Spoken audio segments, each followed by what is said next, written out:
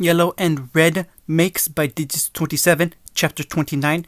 Kiba glared across at Hibiki, trying to get all of his anger and betrayal across in that single look, to which the sound spy merely smirked. It had amused him every day that the people around him actually believed he was befriending them, unknowingly giving them information and even training to better his goals. The best part had been fooling his sensei. For such a high-level jonin to fall for his charade for so long was bordering on plain sad. Why would you do this, Hibiki? The average seeming boy glanced around in an air of superiority and arrogance. Why the hell wouldn't I? He leveled a more serious gaze on his former friend. You could never understand with your family and normal life. Lord Orochimaru saved me. He saved all of us. He gave us meaning and surprise where before we had none. He gave our very lives existence with one simple request. Our total obedience. We become tools, sure, but at least we were something for once, as opposed to orphans left on the side of roads for dead. Kiba snarled, the sob story not really getting to him through his veil of anger. It doesn't matter what kind of life you had. Nothing is worth selling your soul to that snake bastard. Hibiki's fist shook for a moment as he suppressed a moment of rage before returning his gaze to something more neutral. Like I said, you would never understand the pain of losing your entire family, of being thrown aside by everyone you used to call friend. Kiba settled into his offensive taijutsu stance, smirking as his usual confident air replaced his anger, as his fists reflexed kicking in. You're right. I don't understand because I do have a family, one I'll be going back to after I hand you your ass. Hibiki growled, his hands opening and closing in fists as he readied his chakra network for his complex ability. Kiba recognized this after so long of training with the boy and decided he couldn't let him prepare or stall any longer. Kiba launched himself at Hibiki much in the same way he had Sasuke in the preliminaries, the only difference being he was now much faster. After seeing what Lee could do, Kiba had decided to experiment with weights, and while he was only in the early stages of the training, the results were promising. His strength and speed were vastly improved past his usual family's training standards, shocking both his mother and his sister. It was enough that they actually began experimenting with adding the weights to the normal aspects of their family taijutsu. Of course, they didn't go to the extreme of always wearing the weights. Something like that could prove more determinal than helpful. He smirked at the results firsthand when he managed to shock Hibiki and drive a fist squarely in the boy's gut, making the traitor double over from the blow. Kiba tried to follow up with his claw-like nails, but only passed through Hibiki as he vibrated out of harm's way. Kiba had seen how Naruto dealt with that problem, but Hibiki had made adjustments to that style. When Kiba would try to keep his body occupying the same space as Hibiki's blurred form, the boy would dodge or jump out of the way before retaliating with a swift and vicious counter. It was brutally efficient and dangerous style, one that Kiba actually found himself hard pressed to overcome. Nearly all of his strikes were rendered completely useless, and those that did hit made him come away with burns to his fists. He backed off a bit, giving him time to think. Not an activity Kiba usually took a part of in the middle of a fight. He had sparred a few times with Hibiki over the months, but only now it was becoming apparent just how much he had been holding back. We got fairly close over these past few months, wouldn't you say, Kiba? The Inuzaka narrowed his eyes, recognizing that the boy was stalling for time, both for his teammate's sake and to catch his breath. His vibrating technique was now second nature, but it was still relatively chakra consuming when used in short succession, like he had been forced to. A growl was all the answer he received, making the brown-haired boy smirk from the emotional rise he was getting. I'll take that as a yes. As such, I've decided I'll end this quickly. Kiba growled again as he saw Hibiki split into two clones, both as real as each other and twice as dangerous. I never could take that annoying blonde's advice and learn the shadow clones, but I did decide to upgrade my own moves a bit. Kiba watched in hidden amazement as the two Hibiki split apart again, so here were now four in a line in front of Kiba. What do you think? His voice had been taken on a somewhat buzzing quality due to the intense vibrations his body was being put through. Kiba wondered how this was even physically possible. Then, in a world where people could walk could walk on water and form clones out of thin air, he decided to just go with it and focus on not dying. Man Beast clone. Kiba threw Akamaru Akamaru out of his jacket in time for the small dog to puff out into a ball of smoke, only to reappear as a perfect duplicate of himself. Come on, boy. That's two each. His doppelganger yipped in agreement, a strange sight coming from what was supposed to be a fairer-looking teenage boy. Hibiki just chuckled in his static-filled voice, and all four of them dropped down into a solid taijutsu stance as markings reminiscent of lightning began to move across his face. Lee dodged underneath another heavy swing from the surprisingly fast Jirobo as the man roared out in annoyance yet again at his swift opponent. As hard as the man tried, he couldn't land one of his devastating blows on the spandex-wearing taijutsu protege.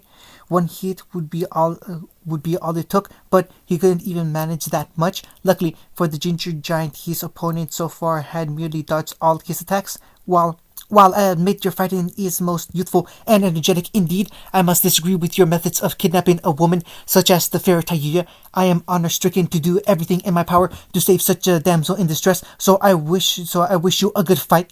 Satisfied with his opponent for his opening monologue, Lee grinned wildly as he slipped back from the muscular man and landed with the grace honed from years of intense. Too much for him as he nearly collapsed to the ground across from Hibiki. He was quickly joined by his equally exhausted pup, now back to his rightfully Snow White, as they both lay breathless on the ground. Hibiki slowed down his own jutsu to stop looking a little dizzy but not much worse off. He smirked at his nearly defeated opponents and calmly began to walk over, only for Kiba to weakly raise his head. Hey Saito, I bet you don't have enough chakra to do that clone technique again. Hibiki glared furiously at the boy. Despite his near defeat, he was still able to try and mock his attacker. Hibiki just stared at him more viciously while smirking at himself. He guessed he could do it as a last request for a death man. His body vibrated rapidly and quickly split into two people, both approaching Kiba with menace in their eyes. Kiba just chuckled and pulled out a single kunai from the pouch at his waist, holding it in trembling and exhausted hands. Really, Kiba? You're that desperate? Kiba chuckled once again, earning increased levels of hatred from the approaching traitor. The downed Inuzaka stared at the simple piece of steel for a moment before flicking it as hard as he could between Hibiki's blurred forms. Of course, it just passed harmlessly through, allowing the other boy to let out a vicious laugh as he once again took to staring at the panting boy with arrogance. Pathetic. I don't even have to resort to stage 2. Well, if that's all you have, Kiba, then. That's as far as he got before Kiba tugged at the wire in his hand, pulling it taut from the kunai embedded in the tree across the clearing. The last thing Hibiki saw was the flash of light reflecting off the metal wire before darkness. Kiba finally let out a long sigh as he laid his head back against the grass. Darkness crept up on his vision as he contemplated the clouds above him, wondering for a moment what Shikamaru saw in them before succumbing to exhaustion and passing out. Later on, the Ambu and medical shinobi would come across the strange scene of a severely chakra-exhausted boy in a fully trimmed jacket, a dog proudly perched on his chest. The battlefield itself was a mess of burns, craters, and a large but thin tunnel that was slowly collapsing on itself. To top it off, the legs of another shinobi could be seen lying on the floor, their respective torso a few feet away from it. Right now, all that was keeping Jirobo alive and not a small pummeling mass on the ground was his extraordinary durability. Lee's blows came too fast and too unexpectedly for the giant to see or effectively counter, rendering him unable to return the flurry of rock-hard blows that rained down on his muscular body. Occasionally, he would catch a brief glimpse of green only to have it disappear and the back of his head smacked with the force of a small boulder. Jirobo's patience grew increasingly within as Lee appeared again a few dozen feet away, not even looking remotely winded while Jirobo was covered in bruises. He wasn't majorly hurt, but if the fight continued in his fashion, then he would slowly be worn down until he was just a vaguely human-shaped stain on the ground. You have lasted much longer than I thought. Your flames of youth your flames of youth must surely burn bright, but I must ask if you are now willing to surrender peacefully before I am forced to take more drastic precautions. Jirobo grimaced. He didn't really want to find out what those drastic precautions were, if everything so far had just been the warm-up. He grunted as the arrow markings on his face distorted and spread to the rest of his body. His skin became the same color red as dry blood, while his hair grew wilder in the places it still grew at all. Certain areas of his body became blotchy and deformed as swellings and lumps appeared to highlight his hideous change. Imperceptibly, his muscles expanded, increasing his already intimidating presence by a few inches. Lee decided to test out what this new form of Jirobo's brought and blurred forward faster than the normal human eye could detect. Luckily for the red giant, his eyes were now far from human, and as Lee's foot swung out from the man's face, he caught it in a crushing embrace. He held onto the ankle he had caught with one hand, slowly increasing the pressure but closing his fist. Before his low leg could be completely crushed, Lee twisted his body and lashed out with his free foot, catching the transformed Soundin in the mouth with barely faced physically, but was enough of a shock for Jirobo to let Lee go. Lee backed off on his hands, feeling his injured ankle would hurt too much to put pressure on right now. He twisted and stared at his opponent, glaring at him, but at the same time excited by the challenge this man brought. He hopped back so the world was the right way up, only balancing on his uninjured leg as he once again evaluated his opponent. The man was now much stronger with better reflexes and was most likely faster as well. Lee just narrowed his eyes and smirked to himself. He would just have to be even faster. Gate of opening, open! And chakra began swirling menacingly around Lee, and Jirobo stared at him, wondering what was going on. Gate of healing, open! The chakra picked up as Lee's body tensed and the floor around him began to crack. Jirobo didn't like where this was going and began to move forward before his opponent could finish whatever he was doing. Gate of life, open! The chakra now swirling like a small maelstrom as Lee began to develop a glow around his body, seemingly of pure chakra. He let up there, not wanting to overdo it and completely blow out his muscles like his sensei told him. He clenched his fist, and the simple action caused the ground beneath him to crack even more before he disappeared into thin air. In the time it might have taken Jirobo to blink, he felt a tremendous force slamming into him from below, unbelievably lifting his weighted body from the floor. This happened 3 more times, smacking him more and more painfully into the air like he could fly. He was unable to retaliate in any way as he flailed madly in the air, trying to find purchase that he knew wasn't there. Lee suddenly appeared above him, his eyes void of pupils, just white globes that stared at him like the Shinigami itself. Jirobo got one good look seared into his memory forever before Lee spun in the air, viciously slamming his uninjured foot down into Jirobo's body with the force of a train. The crater he created upon impact was huge, his own weight plus the force of the blow enough to leave him deep in the ground. The crater only weighed when Lee followed up on his attack in a straight dive bomb onto Jirobo's chest. Even through his curse mark, he felt the ribs crack from that strike. He was unable to heal even a little before the action was repeated 4 times. Finally, Jirobo groaned out as the markings receded back into his mark, while the man himself was blissfully unconscious. Lee stood over his latest opponent with a smile. He was slowly getting more used to the effects the gate had on his body. Fairly soon he hoped to match his sensei and open the 6th gate while being nearly unaffected by the first 5. Right now, he felt the ache from his overworked muscles, but it was more the equivalent of an entire day's strenuous training. He thanked his sensei for such rigorous routines before jogging off into the forest, certain that his opponent would not be getting up. He still had to help his friend if he could. Neji stopped himself from screaming out when the large arrow pierced through his chest, guided at the last moment to prevent the wound being prevent the wound being fatal. He gasped for a moment before he was able to right himself and focused on the thread leading away into the trees. He grabbed the webbing, focusing on it before his body could succumb to its injuries as he directed chakra up through it, staring into the mouth of his deformed opponent.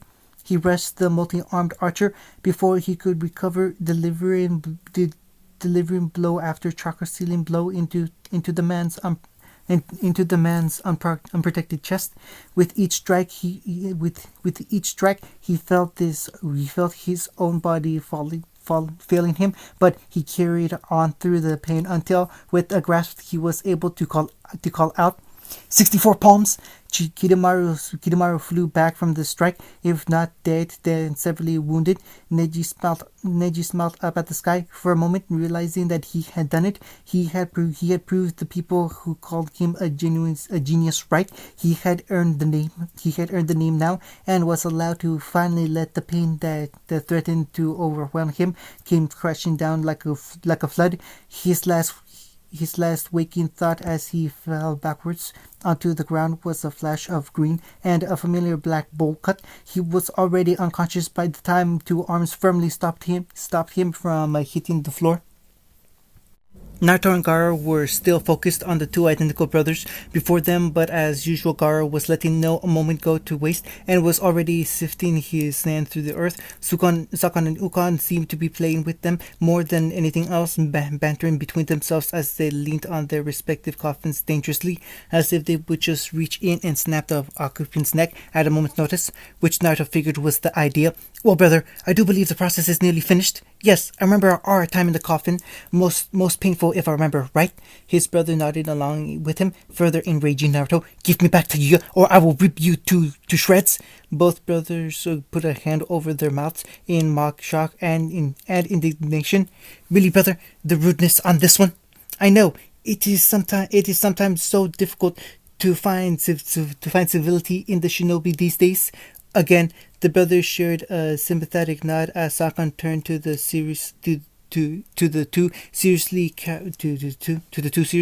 capturing their attention. Besides, I don't even think it's possible for us to be ripped into shreds. You see, the Kagegenkai we share allows us to shift our own molecules through those of our targets, or really any solid object. A devious smile developed the androgynous man's face.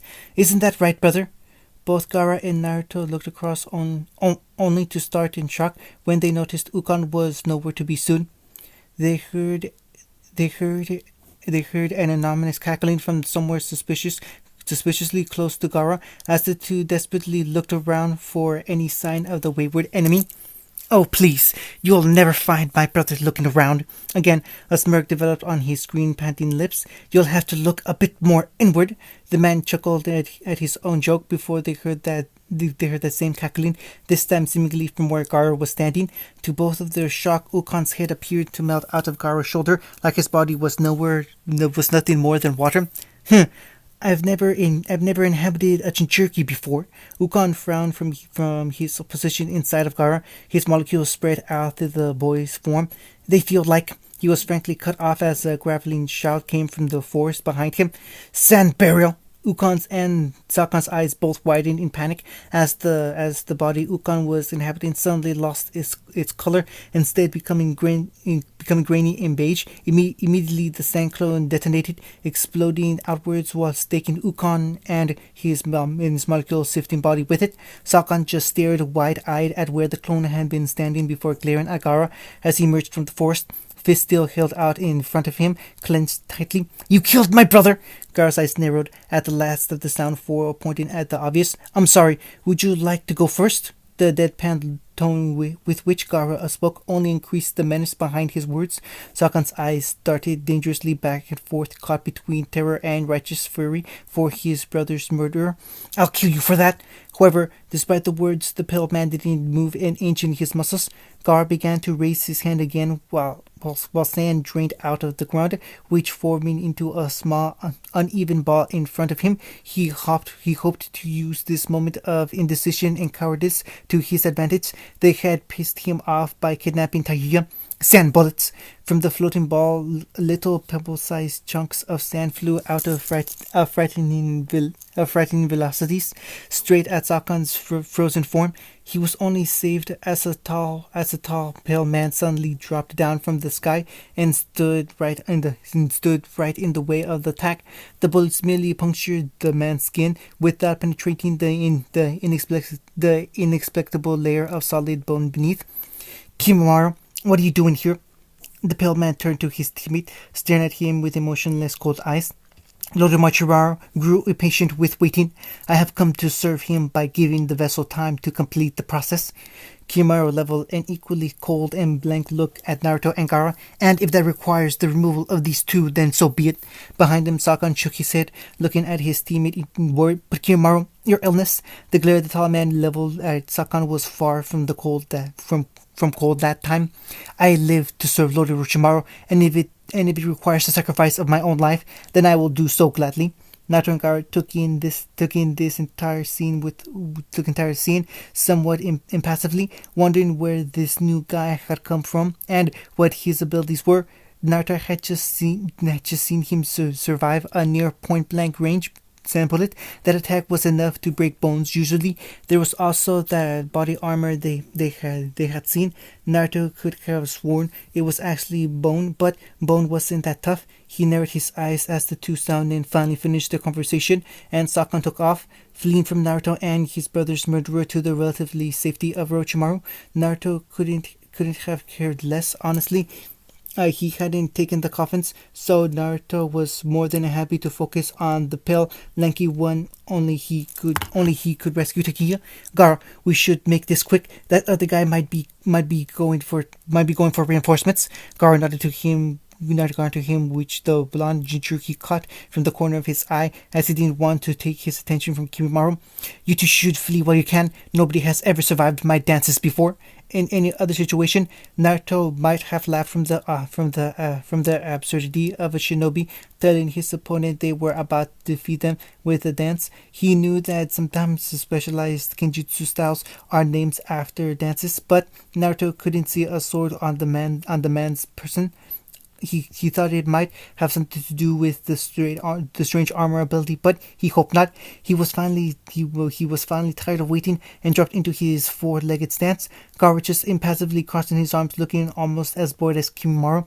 I will warn you, only one more time. Do not fight me, or you will die. Naruto snorted. The man was about to face two Jinchuriki. He had no idea what was about to hit him. End of chapter 29.